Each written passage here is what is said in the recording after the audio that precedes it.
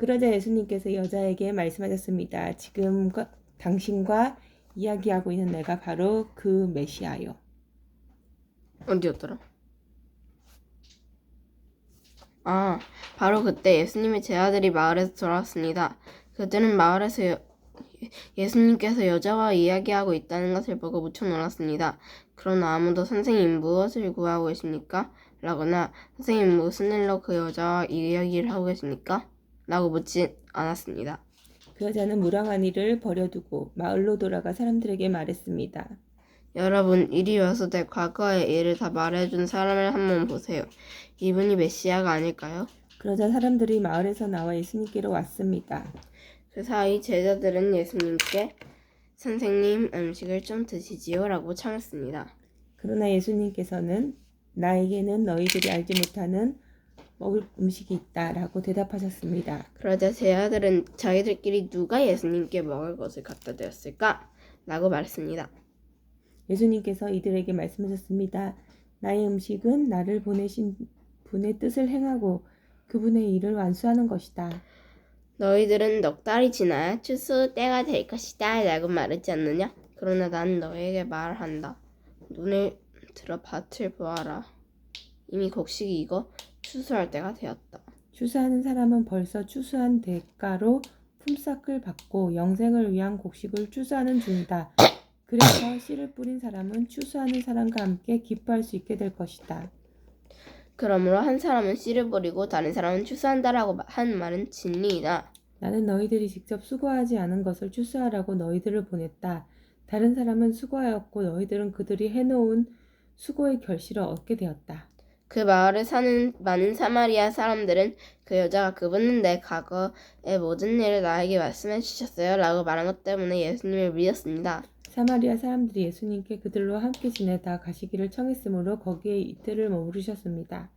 그래서 보다 많은 사람들이 예수님의 말씀을 듣고 예수님을 믿었습니다.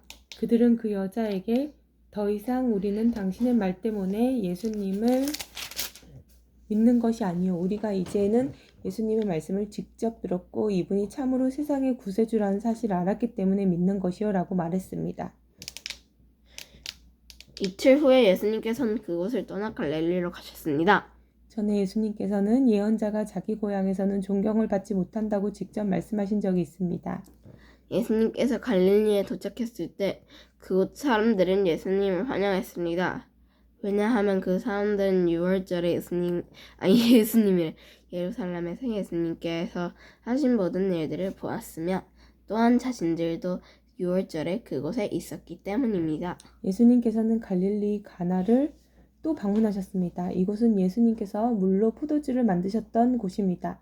이곳에는 높은 지위를 가진 왕의 신하 한 사람이 살고 있었습니다.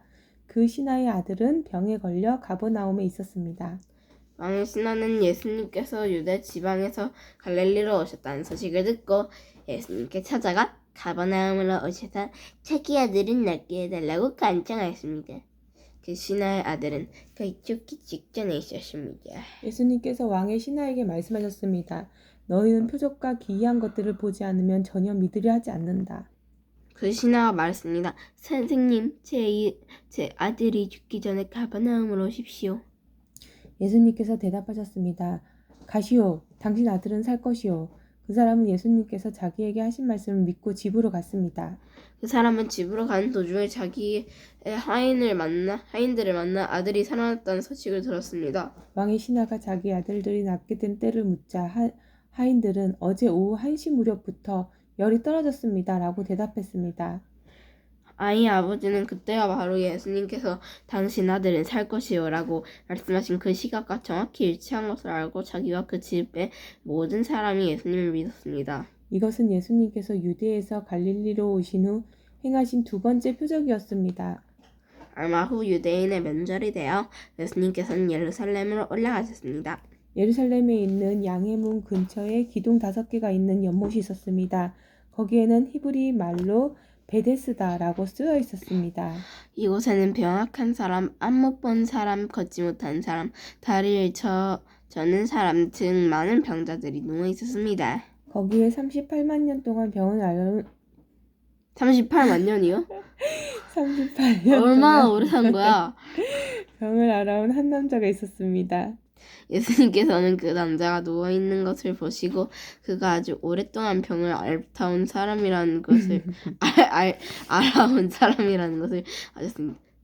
38만 년보다 낫지. 그래서 그에게 물으셨습니다. 낫기를 원하시오? 병든 사람이 대답했습니다. 선생님, 물이 움직이기 시작할 때 제가 연못 안으로 들어갈 수 있게 도와주는 사람이 없습니다. 제가 물속으로 들어가려고 하면 다른 사람이 저보다 앞서서 물속으로 들어가곤 합니다. 그때 예수님께서 말씀하셨습니다. 일어나서 당신의 침상을 들고 걸어가시오. 그 즉시 그 남자는 병이 나았습니다. 그는 그의 침상을 들고 걸어가기를 시작했습니다. 그런데 그날은 안식일이었습니다. 그래서 유대인들은 병이 나은 그 남자에게 이렇게 말했습니다. 오늘은 안식일이요. 안식일에 당신이 침상을 들고 가는 것은 율법을 어긴 일이요. 그러자 그 남자가 대답했습니다. 나를 고쳐주신 분이 나에게 침상을 들고 걸어가거라 하고 말씀하셨습니다. 당신에게 침상을 들고 걸어가라고 말한 사람이 도대체 누구요? 라고 유대인들이 다시 물었습니다. 그러나 병고침을 받은 사람은 어떤 사람이 자기를 고쳐주었는지 알 도리가 없었습니다. 왜냐하면 그곳에는 많은 사람이 있었고 예수님께서는 이미 군중 속으로 사라진 뒤였기 때문입니다. 얼마 후 예수님께서는 성전뜰에서 그 남자를 만나 그에게 말씀하셨습니다. 보시오, 당신은 이제 건강해졌으니 더 악한 일이 당신에게 닥치지 않게 다신 죄를 짓지 마시오. 그 남자는 그 자리를 떠나 유대인들에게 가서 자기를 고쳐주신 분이 예수님이라고 말했습니다. 예수님께서 안식일에 이러한 일을 하셨기 때문에 유대인들은 예수님을 핍박하기 시작했습니다. 힘들어. 그러나 예수님께서는 그들에게 이렇게 말씀하셨습니다. 내 아버지께서 지금까지 항상 일하시니 나도 일한다. 이 말 때문에 유대인들은 더더욱 예수님을 죽이려고 안달하였습니다. 그것은 그분이 안식일을 범할 뿐만 아니라 하나님을 자기의 친아버지라고 불러 자기를 하나님과 동등하게 여기고 있기 때문이었습니다. 그러나 예수님께서 말씀하셨습니다. 내가 너희에게 진리를 말한다. 이 아들은 어느 것 하나라도 혼자서 할 수 없다. 아들은 다만 아버지께서 하시는 일을 보고서야 그것을 할 수 있을 따름이다. 그것은 아버지께서 무엇을 행하시든지 아들도 행하기 때문이다. 아버지께서는 아들을 사랑하셔서 그분이 하시는 모든 일들을 아들에게 보여주신다. 너희에게는 놀랄만한 일이겠지만 아버지께서는 이보다 더 큰 일들을 아들에게 보여줄 것이다. 아버지께서 죽은 사람을 부활시키며 그들에게 생명을 주시는 것처럼 아들도 자기가 원하는 사람들에게 생명을 줄 것이다. 이뿐만 아니라 아버지는 아무도 심판하지 않으시고 심판하는 모든 권한을 아들에게 맡기셨다. 준아, 그렇게 하면 부러져. 응? 하나님께서 이렇게 하시는 것은 모든 사람들이 아버지를 존경하듯이 아들도 존경하게 하기 위해서이다. 아들을 존경하지 않는 사람은 아들을 보내신 아버지도 존경하지 않는 것이다. 내가 너희에게 진리를 말한다. 누구든지 내 말을 듣고 나를 보내신 분은 믿는 사람을 영원한 생명을 얻고 심판을 받지 않을 것이며 사망에서 생명으로 옮겨졌다. 내가 너희에게 진리를 말한다. 죽은 사람이 하나님의 아들의 음성을 들을 때가 올 것인데 그때가 바로 지금이다. 그 음성을 듣는 사람들은 살 것이다. 아버지 속에 생명이 있는 것처럼 아버지께서는 아들에게도 생명을 주어 그 속에 있게 하셨다. 또한 아들이 곧 인자이기 때문에 아버지께서는 아들들에게 심판할 수 있는 권한을 주셨다. 아들에게.